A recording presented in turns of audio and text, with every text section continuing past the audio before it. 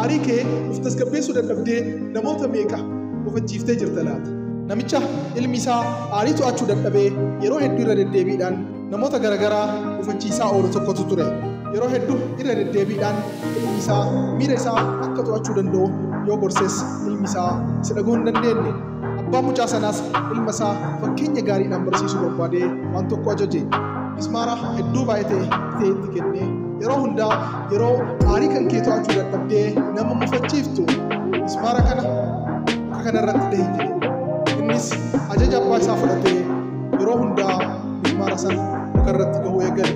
Waan irratti garuu mismaara inni muka sana irratti dhahu hedduu waan baay'ataa dhufeef isa dhufisiisee guyyaadhaan mismaarota mukarratti dhahu hedduu xiqqeessaa dhufee gaaf tokko utumaan guututti mismaara tokkollee osoo mukarratti hin dhahin oole. Abbaa bira dhaqee ani miira koo sirriitti to'achuu eegaleera. Guyyaa har'aa mismaara tokkollee osoo mukarratti hin dhahin oole jedheen. Tole miira kee to'attee osoo nama mufachiisin ooluun kee hedduu gaariidha jedhee ajaja dabalataa kana kenneef.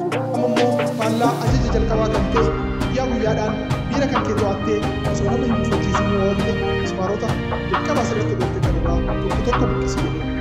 Innis ajaja abbaa isaa fudhatee mismaarota guyyaa dheeraadhaan booda hunda isaa buqqisee mukarraa fate. Ammas mismaarota hundayyuu mukarraa buqqisee xumureera jedhee abbaa isaatti hime.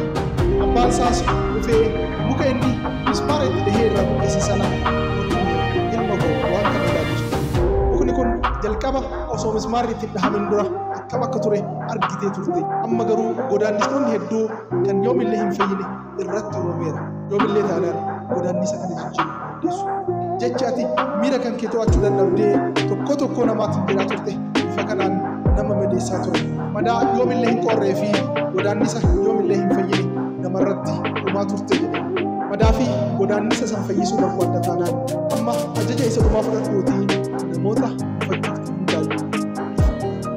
Madaa fi godaannisni qorsaan hin fayyine dhiifamaan fayya.